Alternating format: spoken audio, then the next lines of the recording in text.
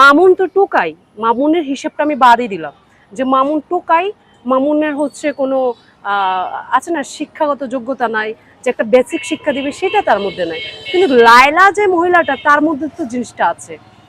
যতটুকু দেখলাম তার ব্যাকগ্রাউন্ড ভালো, যতটুকু দেখলাম মামুন এক কথায় হচ্ছে ওই মহিলা হচ্ছে কে, লায়লা হচ্ছে তার সুগার মাদারের মতো। দ্যাটস ওয়াই আমি ওইটা দেখছি। তো যখন এই মহিলাতে এই ধরনের কর্মকাণ্ড করছে, সে তো জেনে বুঝেই কিন্তু এই ধরনের কাজগুলো করছে। অবশ্যই রং শুধু আমি মামুনকে একতরফা মানে দোষারোপ করব না, দোষারোপ আমি দুজনকেই বলবো। বুড়ি মাতারির কথা, সে একটা সাইকো। যদি যদি নর্মাল কোনো মানুষ হতো আমাদের মতো, তাহলে সে এমন করতো না। সে একটা সাইকো বলে সে এমন করছে। এবং শুনলাম তার বাচ্চা কাচ্চাও আছে, তার ফ্যামিলি আছে। একটা মানুষের একটা ফ্যামিলি আছে, সব আছে, এবং শিক্ষিত, মানে ব্যাকগ্রাউন্ডও ভালো।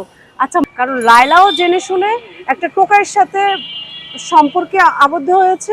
ইভেন টোকাইও জেনে বুঝে লোভে পড়ে ওই বুড়ি মহিলার কাছে, যেটা সাইকো লায়লার উপরে, সে লায়লার সাথে সে সম্পর্কে সে ইনভলভ হয়েছে, আবদ্ধ হয়েছে যেটাকে বলে।